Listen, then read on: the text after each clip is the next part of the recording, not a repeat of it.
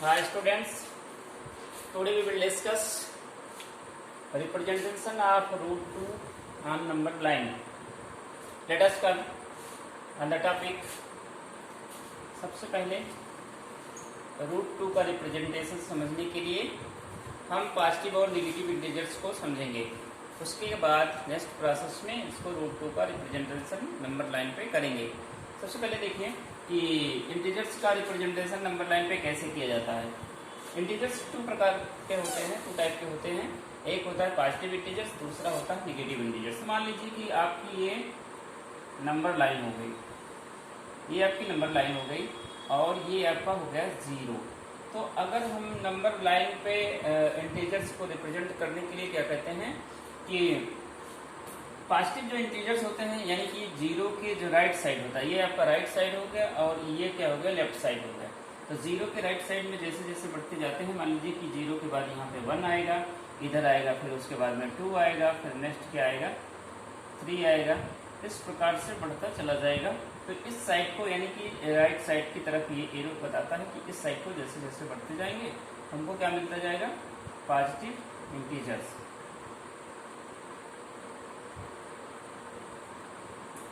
यानी number line पे 0 से राइट साइड की तरफ जैसे जैसे बढ़ते जाएंगे हमको पॉजिटिव इंटीजर्स मिलते जाएंगे, और 0 से लेफ्ट साइड की तरफ जैसे जैसे बढ़ेंगे हमको क्या मिलेंगे, नेगेटिव इंटीजर्स। नेगेटिव इंटीजर्स को इस प्रकार से मानिए उसके साथ माइनस सिंबल के साथ में रिप्रेजेंट किया जाता है। ठीक है, ये हो गए नेगेटिव इंटीजर्स। यानी इस साइड में एरो बताती है कि इस साइड को जैसे जैसे बढ़ते जाएंगे हमको क्या मिलेगा, नेगेटिव इंटीजर्स मिलेंगे, यानी नेगेटिव इंटीजर्स।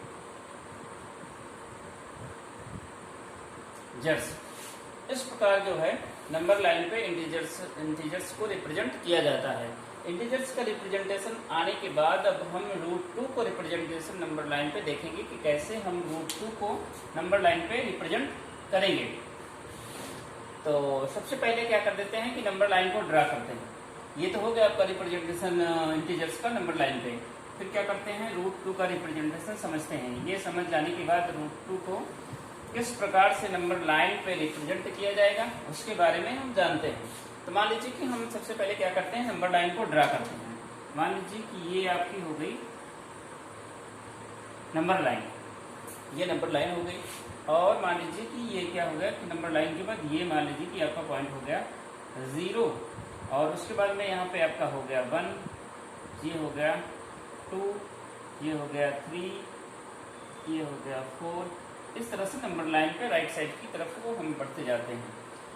यानी नंबर लाइन पे रूट 2 के रिप्रेजेंटेशन से पहले हमको जानना ये भी ज़रूरी है कि किस प्रकार से जो राइट ट्रायंगल होता है, यानी कि जो समकोण त्रिभुज होता है, राइट ट्रायंगल का मतलब हो गया समकोण त्रिभुज, यानी ऐसा त्रिभुज जिसका एक कोण 90 डिग्री का होता है, यानी एक कोण 90 डिग्री का होता है, उसको क्या बोला जाता है, उसको बोला जाता है राइट ट्रायंगल यानी समकोण त्रिभुज। तो मान लीजिए कि ये एक त्रिभुज बना है जिसका ये वाला एंगल, यानी हम इसका नॉमिनेशन करते, नामकरण कर देते हैं, ये हो गया ए, बी, ये हो गया सी। तो इस जो ट्रायंगल है इस ए बी सी, इसका जो एंगल बी है ये 90 डिग्री का है, इसलिए ये जो ट्रायंगल है वो राइट ट्रायंगल हो गया, यानी समकोण त्रिभुज हो गया। इस भुजा को बोला जाता है, यानी इस साइड को बोला जाता है बेस, और इसको बोला जाता है हाइट या परपेंडिकुलर, ठीक, और इसको बोला जाता है हाइपोटेनस। ये इसको क्या बोला जाता है, हाइपोटेनस बोला जाता है, या हिंदी में इसको कर्ण बोला जाता है।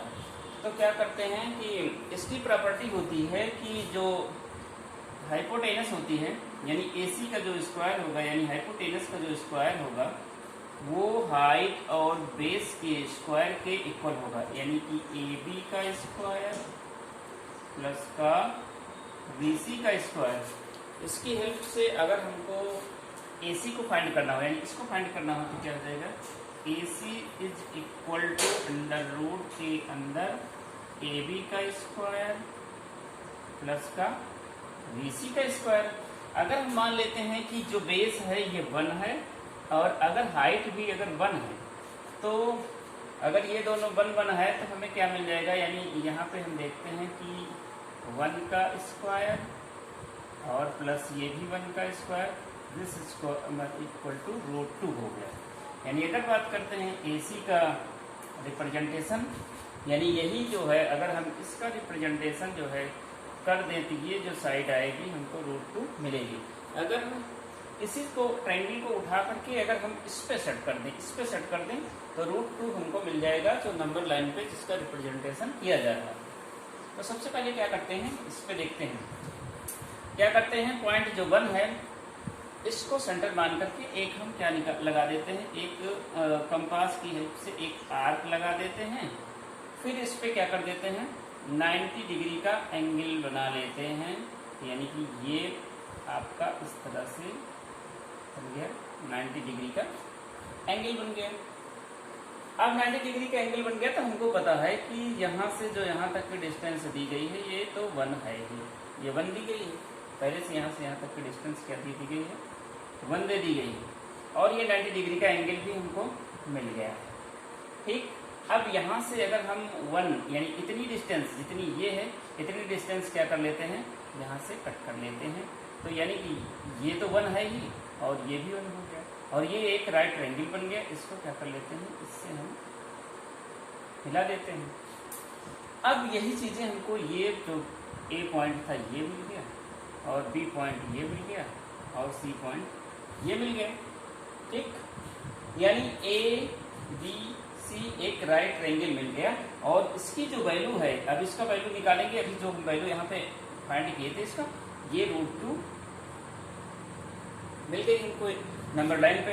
अब इस √2 को नंबर लाइन पर रिप्रेजेंट करने के लिए यहाँ से अगर हम इस चीज को मेजर करते हैं कि यहाँ से यहाँ तक की जो डिस्टेंस है √2 का नंबर लाइन पे उसका प्रोजेक्शन कहाँ जा रहा है, तो अगर इसको ऐसे हम खींचते हैं तो ये जो पॉइंट मिलता है हमको नंबर लाइन पे, वो यहाँ से जो यहाँ तक की डिस्टेंस आती है, यानी यहाँ से लेकर के यहाँ तक की जो डिस्टेंस आती है, यही हमारा √2 का रिप्रेजेंटेशन हुआ नंबर लाइन पर। तो आज हम लोग इस चीज़ के बारे में डिस्कस किए कि किस प्रकार से नंबर लाइन पे √2 का रिप्रेजेंटेशन किया जाता है। पहले हम राइट ट्रायंगल की हेल्प से √2 का वैल्यू कैसे निकाले, उसके बाद जो राइट ट्रायंगल ये मिला इसको उठा करके हमने इस पे उसी चीज़ का प्रोजेक्शन किया कि देखिए 0 से लेकर के 1 यहाँ तक खींच लिया। फिर इस पे क्या कर दिया, 90 डिग्री का एंगल बनाती हुई एक लाइन परपेंडिकुलर खींचा, क्योंकि पहले से ही 1 ये था ही। उसके बाद हमने क्या किया कि यहाँ से जो परपेंडिकुलर लाइन खींचा था उसमें से 1 यूनिट का के इक्वल डिस्टेंस जितनी ये डिस्टेंस थी उतनी यहाँ से भी कट कर लिया, तो ये भी 1 हो गया, ये भी 1 हो गया, ये एक राइट ट्रायंगल बन गया। इस राइट ट्रायंगल की हेल्प से हमने AC की वैल्यू फाइंड कर लिया, जो AC की वैल्यू जिससे यहाँ से फाइंड किया था। फिर ये मिल गया हमको √2। इस √2 को क्या किया कि जितनी यहाँ से यहाँ तक की ये डिस्टेंस है इसका प्रोजेक्शन हमने ड्रा कर लिया किस पे, ये नंबर लाइन जो हमारी थी।